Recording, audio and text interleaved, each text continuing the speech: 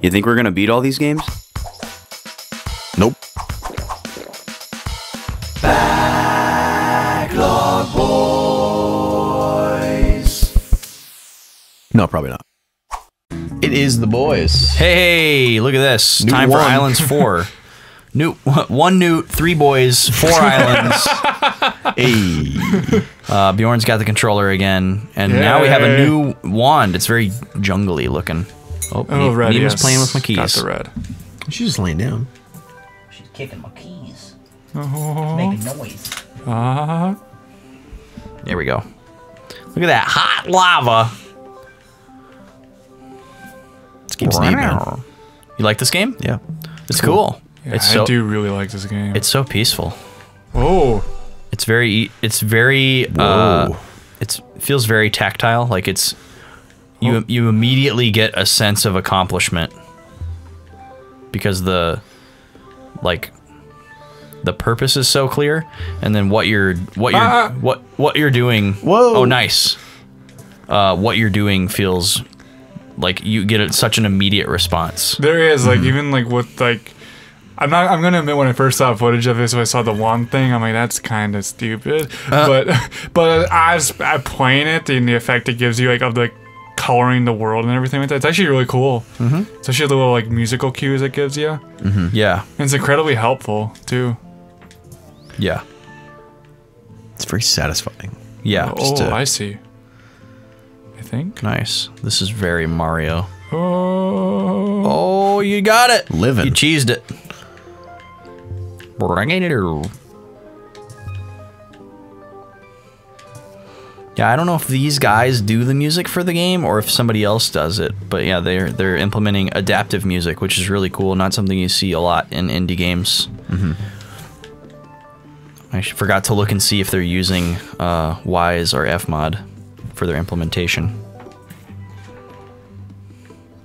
For the plebs like me, would you explain what that is? Fmod and Wise with 2 W's are adaptive music implementation software specifically for video games. So basically, you write scripts of code into the programs that tell the music what to do under certain conditions. So you're basically coding, you know, if-then scenarios for the music. And then you're creating like some kind of file that the game's code can interact with. Well, these owls flying with you. Yeah, there we go. Nice. It's a happy little moment. I really like the outline owls. look that happens. Yeah, it's cool. It's a really good differentiation. It's not quite dark. It's not like evil, but it's just like absence of what was there before. Yeah, Yeah. it's cool. Adaptive music is really a cool thing in games. Oh no, you got. Yeah, I have a very Well, it's been specific opinion on adaptive music. Which is well, because there's many like forms certain, of it. yeah, exactly. Like certain types of it I like, and certain types of it I don't care for. Can you give an example of both? Yeah. Let's see. Even the little posts of the railing. Yep. Oh yeah. That's cool. Yeah, that'd be pretty annoying without the rod. Well, like some of the earliest adaptive music was Banjo-Kazooie, right? So you're walking through Gruntilda's lair, the theme is playing, and as you cross from, you know, underwater to not underwater, or from the tropical setting to the ice setting, you know, the instrumentation of the music would change based on the surroundings, but the song would continuously play. Or like in a more modern game, it'd be like your Total War, where there's a bunch of layers. You're marching to the battle. There's a song for that, or there's a piece of the song for that. You're in the battle. There's a piece of song for, or a different tone to each of like the phases of the battle. Yeah, is that kind of what you're meaning? Well, yeah. The way it works is like basically there's like up to 80 layers of music that are playing all at the same time, but you know, different ones are being muted and unmuted. And so there's all these like different like 4-bar or 8-bar loops that are playing, and then there's the different stems of each of the instruments, and it's like, oh, well, if there's this type of action happening on the screen, then this percussion layer is on.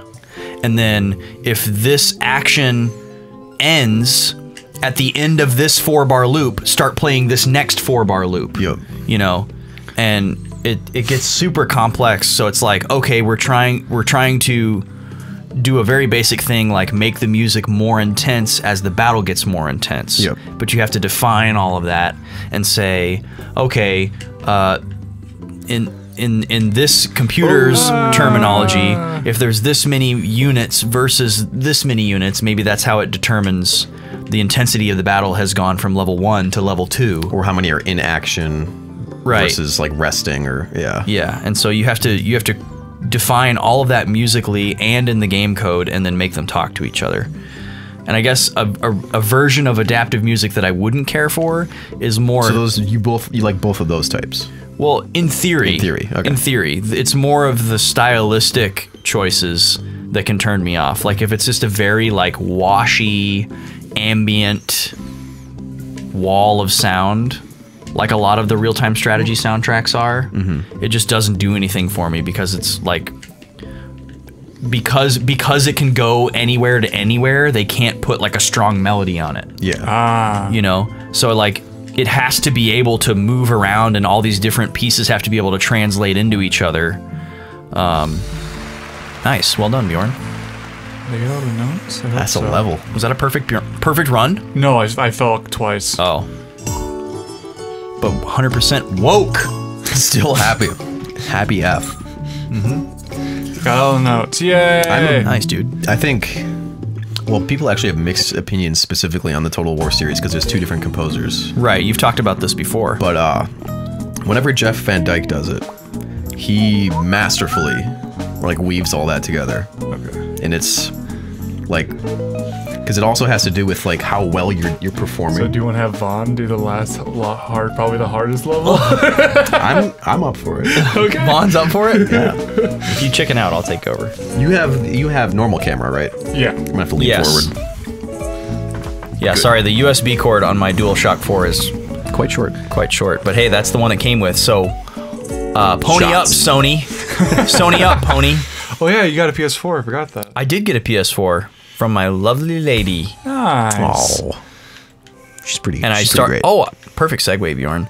I started playing Undertale. Oh yeah. Because the biggest takeaway I got from MagFest this year was, if you haven't played Undertale, you're a loser. Oh, as I've played it and I haven't beaten it once yet. Oh, really? I own it. I bought it because of the hype, but it's just like The hype is insane. I was getting through it. I'm like, I'm literally just playing this for the hype and not for myself. And so I stopped. Yeah, it's a bad reason.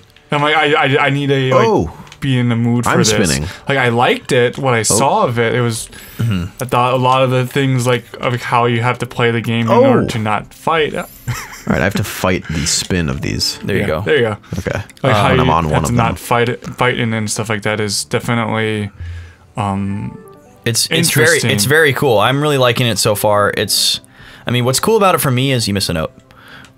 What's cool about it for me is that it's basically the closest thing to Mother 4 that we'll ever get. Yeah. Because it's heavily inspired by the Mother series in like every way. Like the dialogue, the gameplay, the look, Ooh, these sliding the platforms are music, tough. everything is inspired by the Mother series. You need to get to the highest one and wait for it to come around so you can get up top.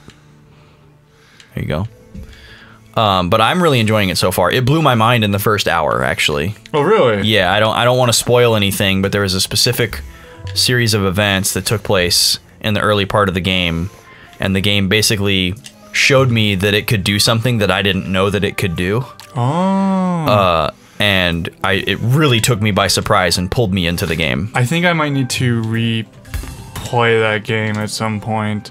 But it's not a very long game from what I understand. So I have managed to avoid any and all spoilers. You missed a bunch of stuff back there. Yeah. Did I? I managed to avoid any and all spoilers. Oh, notes. On the game. There's more notes.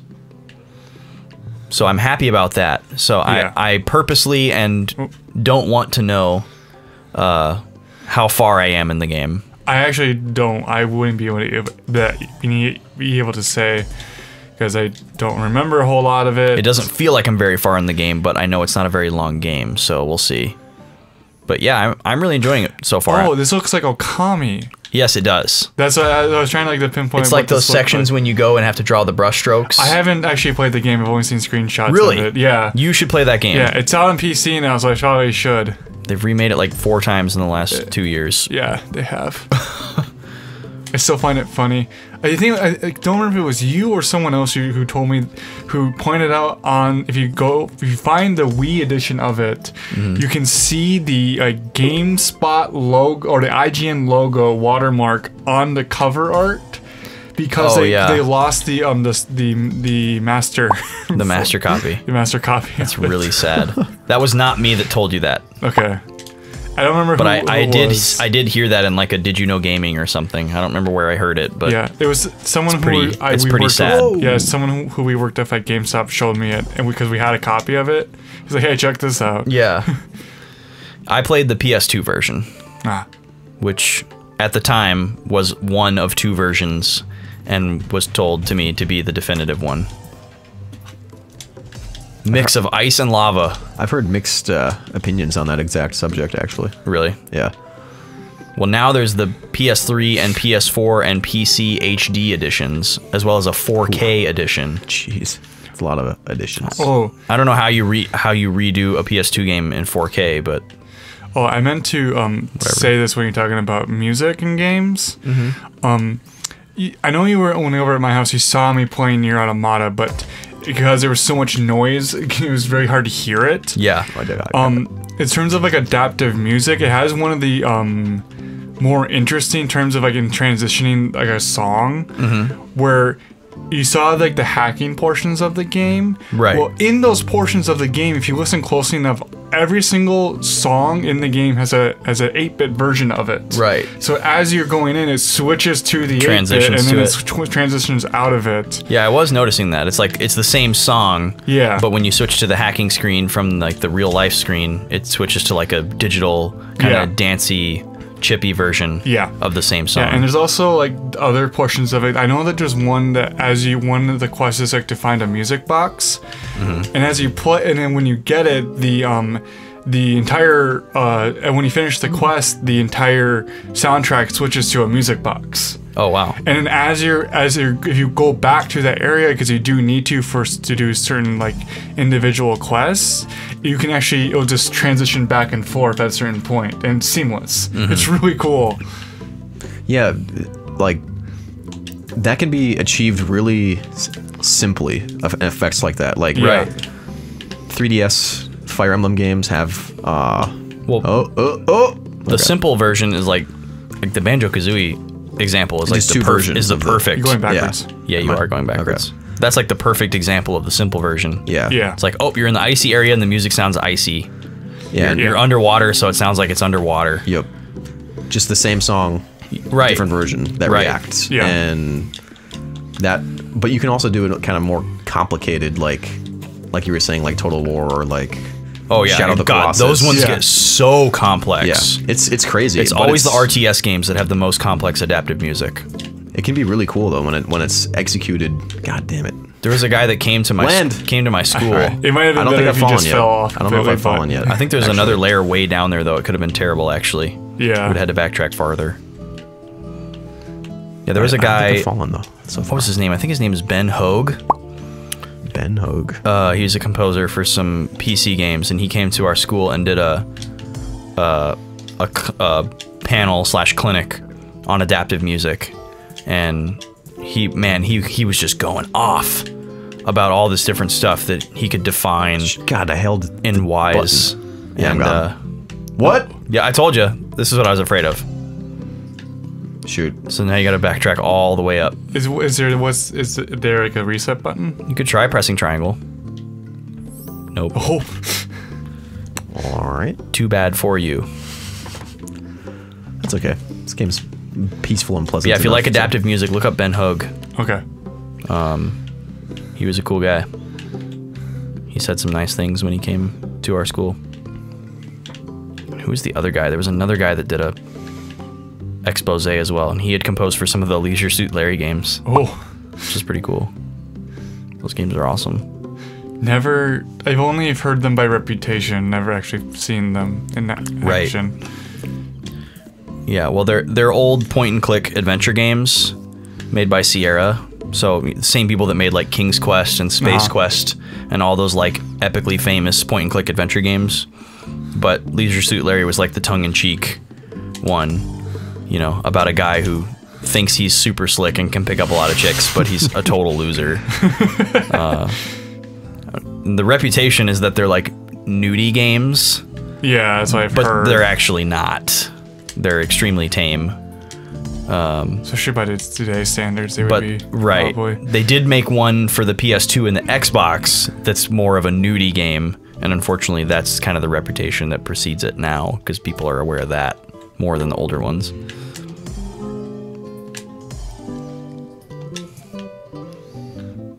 So peaceful.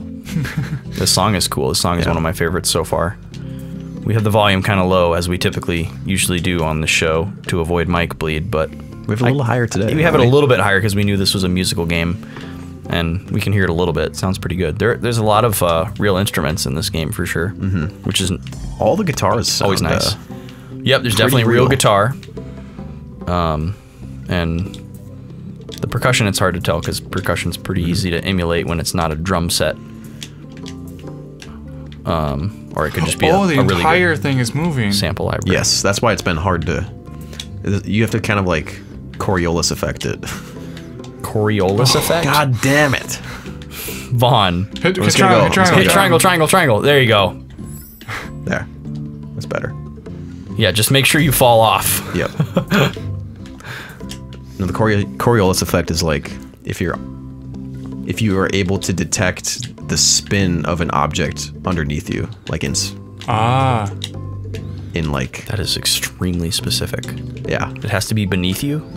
Well, like if you're on like an asteroid that has some gravity but not a lot, and like you can tell that when you pour a glass of water that it spins, or you know that you have to like adjust for the spin of the object under. God damn it! Triangle. What's going off? What's going off? Yeah, I don't think you can do the triangle thing in midair.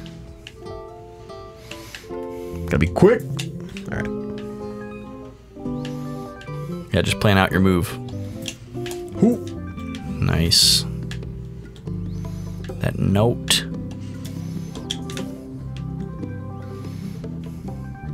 Go that way. You skip that note? Where is it? Oh, I see it. No note left behind. Yeah, that's right. Okay. Also, no Newt, but Newt gets left behind. I gave it all for the He notey. gets dropped. Give it. Oh man. Do you think Newt 1 is an anagram for new tone or some like musical Maybe. term? That could be. If you go to the platform to the left of it, you can get it. That one there. Yeah. Yep. Yeah. Good call. That'll make it much easier on you. Nice. And there's another one there. Whoa! Why'd I do it? You got flopped. Yep. Dude, you're going 88 miles per hour. You're gonna go back to the future. Okay. There's no stationary ones next to that one. Yes, there is. There's one to the right of it. Yep. Right there? Yep. Oh, yep. There is. Yeah, that one doesn't move. Oh, but there's Or perhaps he's named Newt 1 from because he's based on a non-Newtonian fluid. How plausible do you think that is? super. I think you got it. I think you cracked the code. Crack the code. Hacked the Cracked the mainframe, code. man. Hacked He knows. the mainframe. Ooh, Yeah, so you want to go that one. Nope. Yeah, Nope. that one. To get that note. That one. That one. That one, yep. Yes. This one. Yep. There you go. This game also reminds me of Gex. You got the note. Dude, those alto clouds. Oh, Oh! Little mustaches. that's That's great. awesome. That's a great touch. Little mustache clouds. That's a great little touch. I used to play that game as a kid. Gex? Yeah, It's bad. it is. It's It really bad. totally is. All right. I used to have the this N64 one, and we were so young, we didn't get any of the jokes, and we thought it was like bad because we couldn't figure out what to do. I actually liked it when I was a kid. We like kind of like, we wanted to like it more than we liked it. Yeah. That whole thing Yeah. of naive gaming. Yeah. Well, I got 3 things. Good job, dude. Yay. It only took you 12 minutes. Is there Islands. another 6? Is there an? No, I think Is there's. that it? I think we have to go to. Glacier? Not Glacier. No, we go Glacier's to last. Wind? Cloud. Clouds. Clouds. Clouds. All right, how do we? Cloud City. How do we do? You were facing the right way. That Yeah. way. Yeah, it's the pink to the right. Over there. Yeah. Yes. Gotcha. Nice little hub world. Yeah, it's kind of cool. In the drink.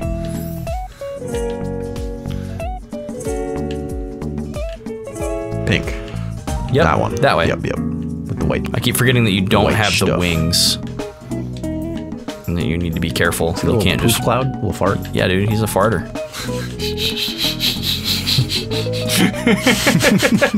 More like toot one. That's bad. That's really bad. No, that was great. That was legendary. Well, the sky changed.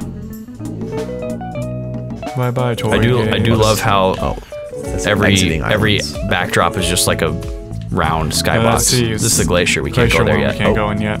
That's the last world. That one. This way, yes. The eye burning one. It's very like a Latin American looking almost. The color scheme. Yeah. Yeah. Kind of like a mural. A little bit. It's always night here. Thanks, Kerno. Found another present. Sweet, dude. Dude, presents. Dude, Elder G! He's got to be the coolest one. If you find the great slumber has trapped me, I need your help. Use this outfit to walk through my realm in style. Dude, Elder G would care about style. Yeah. What do we got? What does it look like? See our duds.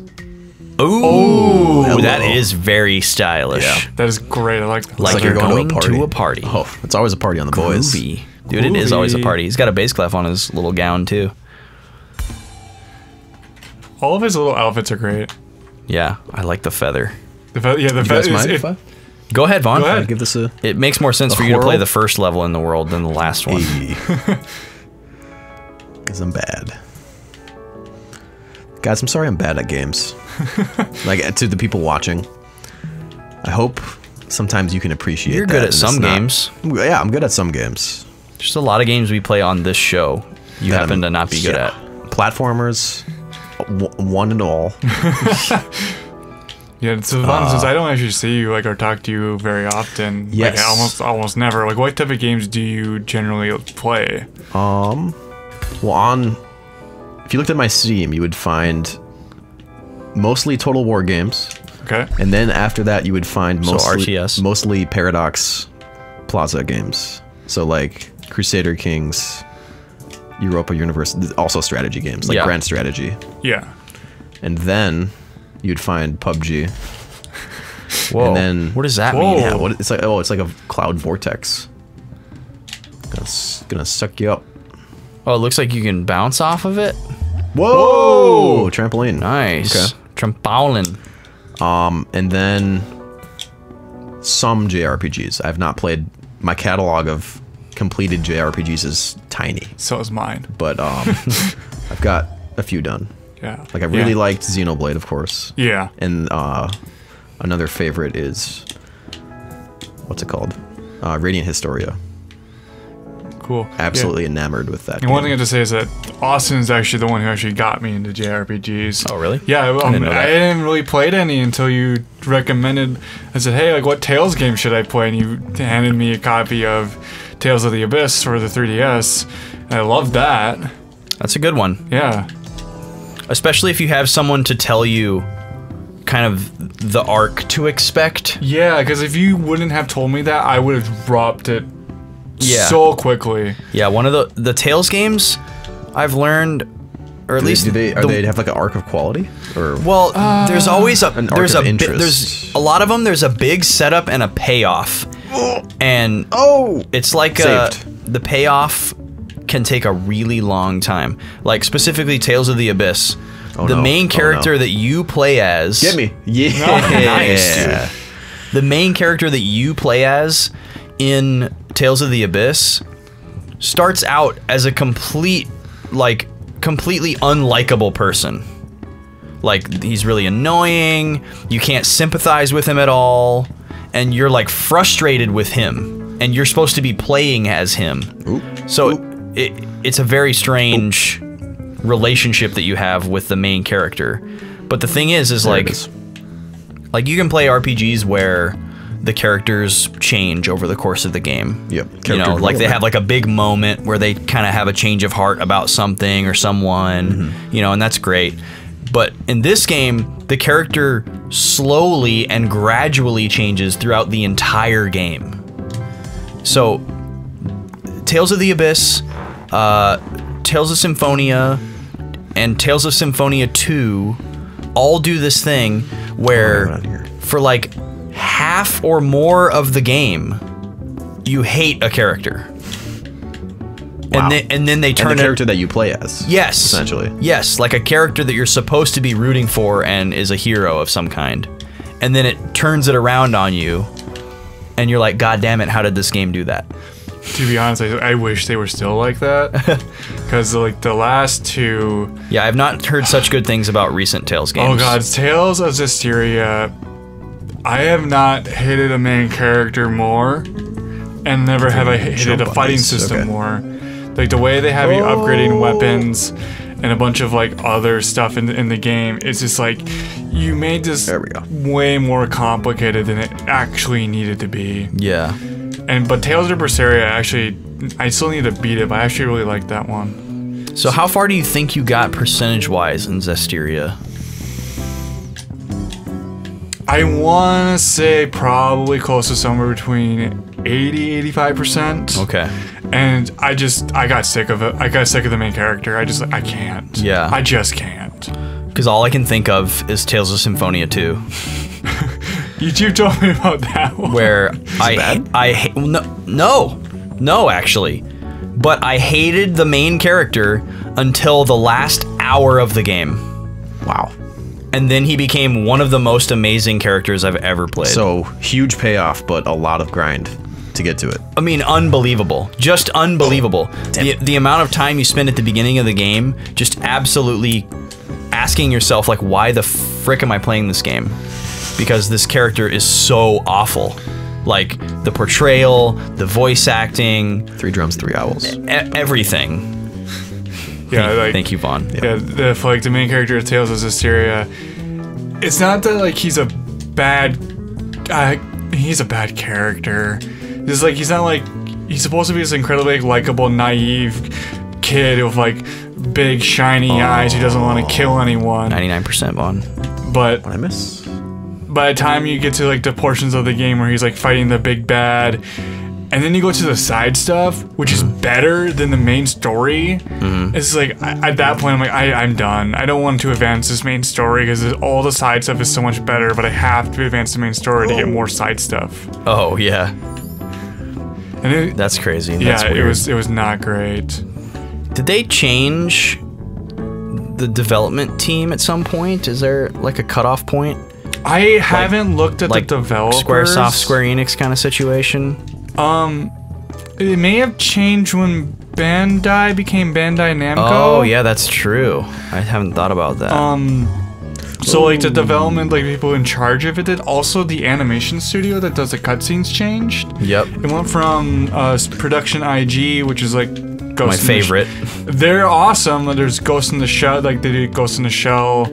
Recently they've done like Haikyuu, which is a volleyball show, and a bunch of other like really great stuff. Oh, there it is right there. Where? See that bird down there? Oh, yep. Jump to him. How did you miss that? Because I tried to get him from here and I missed. I tried to like charge you just fell down and now you can't get him. No, this says I got 100. But you didn't get the bird. You got 100% of the color. Yeah, but then they switched over to Studio Ufotable, which is one of my favorites. But I don't know. I think like just like one of the executives may have changed that is in charge of the Tales. Yeah, I'll have to research that a little bit because like for when it comes to like Final Fantasy, like the cutoff point is like so apparent. Yeah. At least to me, maybe not to other people. Yeah. And I'm sure that for the Tales series, it's like that for other fans. Yeah, even though like the Tales games I'm just have out been of like, touch with it. kind of been going up in sale a bit, I think. I know that Tales of Vesperia, a lot of people like that one. Yeah, that's still like the best reviewed one next to Symphonia. Which I actually played 8 hours of it. It's good. I wanted to be playing something else at that time. Yeah, that's one I'd really like to play at some point. Unfortunately, it's still only it's still exists. tied to the Xbox. Yeah, There is a There's PS4 like HD remaster of it coming out. Oh, really? Yeah. Finally? Like, I know it's coming out in Japan. I don't know about here, but they announced it like last. Because they made an international version for PS3. Yeah. That only came out in Japan. Yeah, they did. That didn't get ported, and that made me sad. You could import it though. Could you? Yeah. Yeah, for Blu-rays, Japan and America are on the same region. Oh, okay. Really? Yeah. Wow, how did that happen? Also, like a lot of games are actually region free on the PS3, That's what I thought. and so you can do that. But with Japan, it's not even an issue because we're on the same region anyways. I didn't know that. Yeah. Well, I guess if it doesn't get ported to PS4, maybe I'll just do that. Yeah. Import the PS3 international version. Yeah. I'm not going to buy a 360 just to play that game. Yeah, because if the international version does, because if the international version does have the English like translation on it, it would definitely be worth it. The text, yeah. Yeah. Because I wouldn't care about the voice acting, obviously. I'd love to play Yeah. it in Japanese voices. Yeah. Which actually, I've had trouble playing games with Japanese voices. It's just something about like this. I think the subtitles are too low, and so it's hard for me to switch between what's going on screen. Oh yeah, and reading. And reading. Because it's at like the very, very bottom of the screen. Is it different than like most anime? So, I think it has to do with like subtitling. I have not seen much anime. Well, it's tough because with anime, you're reading the text and you're watching what's happening kind of in your peripheral. Whereas if you're playing a game, it's the opposite. You're watching what's happening in the game and you're trying to read in your peripheral, which is hard. Yeah, and also the subtitling regulations or standards are a little bit different in games. Okay. For games, they tend to have the subtitles like at the very bottom of the screen, which makes it very hard to go between what's happening on screen and what's in the text. Whereas with DVDs and Blu-rays, the subtitles are generally a little bit higher. They're higher up on the screen, and they don't go as wide. As wide as game subtitles do, so that you fit less per line, but you have to switch it faster, but you can read it quicker too. Yeah, that makes sense. Yeah. My biggest experience with subtitles is watching shows like The Crown, which have heavy English accents with subtitles, because sometimes I'm just like, yeah. What are you saying? Yeah, it's like my mom watching Lord of the Rings. She's like, I don't know what they're saying. Yeah, I watch primarily anime, and I actually took a class last semester on, what was it? It was Asian film and animation with no animation in it. But it was like I watched films from like Iraq, Korea, China, Hong Kong, India. There's a bunch of places. So I should go this way first. So subtitles were kind of a must. Right. Ooh, that was cool. To finish the answer to your question, I was also once considered myself an absolute god at the game Star Wars Battlefront 2. Oh, yeah. Original. Yeah, I played that one a lot when I was a kid. Yeah. I had my friend go on and he would just be TKing people, getting kicked off the server, and then just getting back onto the exact same server. Nice. Yeah. What a guy. Yeah. Still friends with him to this day. Just despite that. Despite his mockery of people's fun. I don't care how the game is supposed to work. It's funny because you would just like get in a tank and then start blasting people and destroying other vehicles. So after a while, that would like, be detrimental to the effort, for sure. Kind of. It would really suck to be one of those people, and like that's the only way the game is fun for you, and the game punishes you. Yeah. It was kind of like his only way of him having fun with the game too. Right. That's like when I played Halo 2 with my friends. They forced me to play Halo 2 so they'd have more players, and I was horrible at it, and they were all really good. So I would just cheese around. They'd be like, "Stop!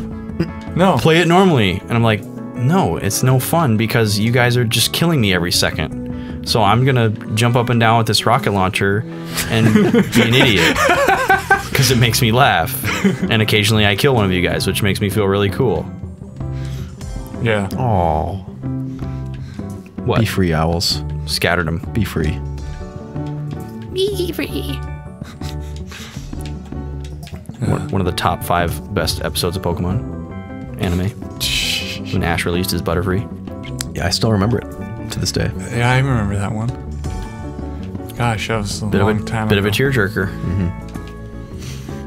Yeah, I'm aware that my catalog of games is not what many people would want it to be. In like, you haven't played this and you should. It's like, yeah, I should, but I don't know when. Part of the reason for this show. Yeah. Exactly. We're here for a reason. There is a purpose to all this madness you see. All this colorful, so much more to this glorious musical madness. But yeah, I am definitely.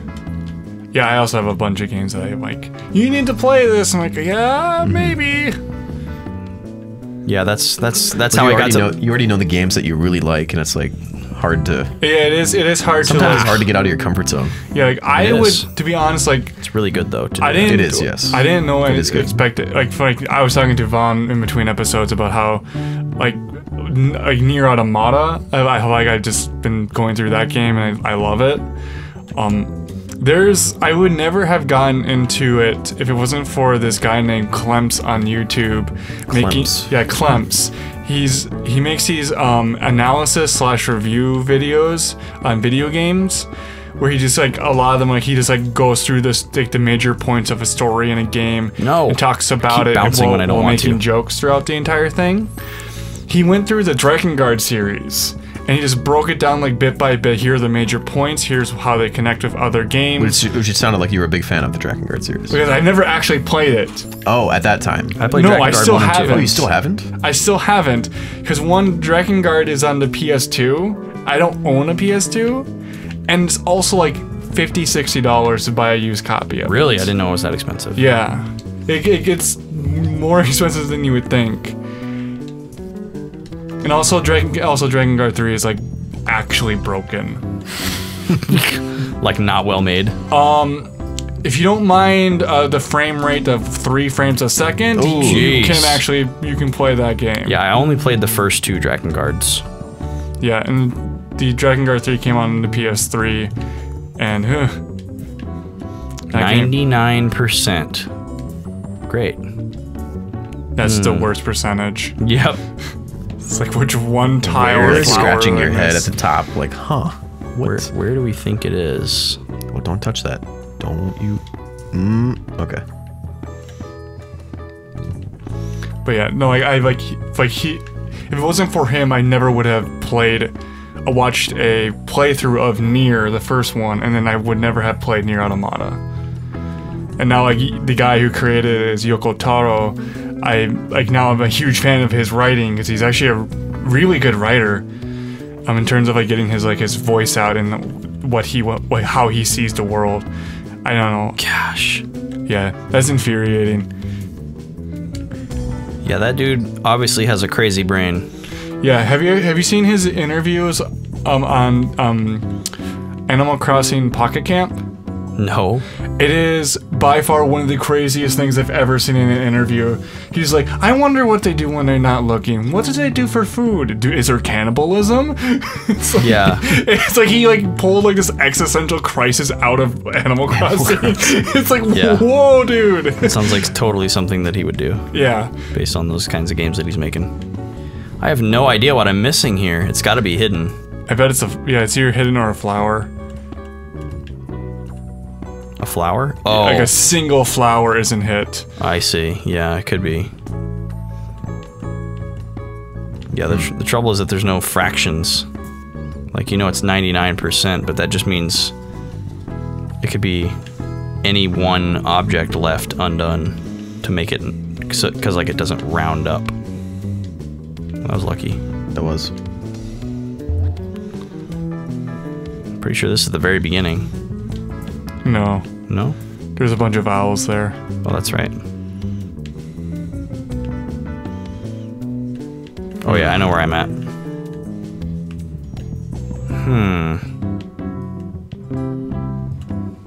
Alright, let's go back this way. Man, you really want that. I mean... That hundo? I don't know. If it was me, I would just like 99%, good enough. Bugs me. It'll haunt you to the grave. Especially that I can't just like see where it is. Oh, is it that? Whatever that is back there. Let's go see. Woo! Skating. Yeah, you get kind of slippery. Newt 1 on ice. Newt 1 on ice. Get your tickets now. Tickets now. The musical.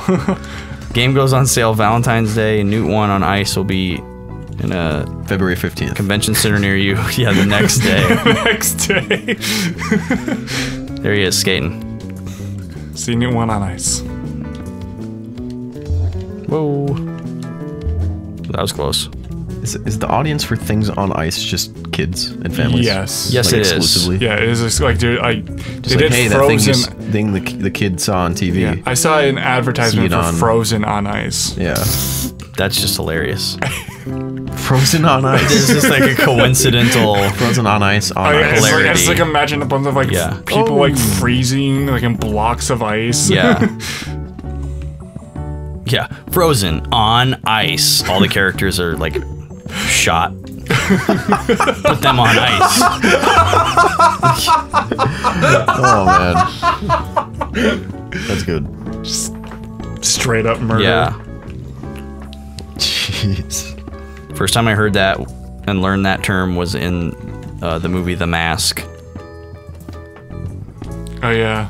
Surprisingly violent and dark movie for kids in 1994. I thought the movie was rated PG-13. Is it? I think it is. Well, then I guess my parents shouldn't have let me watch it. I feel like I saw it young too, though. Oh, it's Jim Carrey. I also saw it. It's Jim Carrey and it's silly, so it's okay. But there's like guys getting shot. The dude gets like a car muffler put up his ass. Yeah, Whoa. yeah, he does. Wow. And they show it too, not it happening, but they show like him with the muffler like sticking out of his butt. Yeah. Wow. Yep. Hey, why is that one pink over there? That's the one you can rocket off of. Just a big old jump. Well, I think I might yeah. let this one go, guys. Because it's that time. It is that time. And, oh, God. Oh, we... Gone. I gotta go back over there. Yeah, it's that time. Where we... Oh, the pink ones are big jumps. These ones are just little... Those are just platforms, yeah. Skip and hop. Oh, I see where I gotta go here. This color scheme is also a little harder to take in. Yeah. IMO. Alright, this one's gonna take me up. Bring me your higher love. Play that song with the cover band and it gets stuck in my head a lot. It's actually You guys pretty... just shot a video. We did just shoot a video. How was that? It was good. It was fun. We went to a venue and a video crew came. There was like a teacher and some of his students. And they had some really nice equipment. I haven't got to see the video yet, but I'm assuming it's going to turn out pretty well because the equipment was really nice. And yeah. I'll let you know. Okay. All right. Well, next week on the show, Clouds 3. Yes. I don't know whose turn it's going to be, but we'll see. New staff. And oh yeah, look at that, the Cloud staff. Well, let us know if you're liking this. Let us know if you want us to keep playing this. In the meantime, we'll have more Cuphead on Friday. Monday, Vonda. Yes. Sacred Stones. Vaughn will be playing some Fire Emblem on Monday. Stream at the end of the month. Indeed. Twitter if you want to say hi. Snacklog Instagram if you want to see soda reviews. And we'll be back with more of this and more Bjorn on Wednesday again. Yeah. Come check us out. We'll see you there.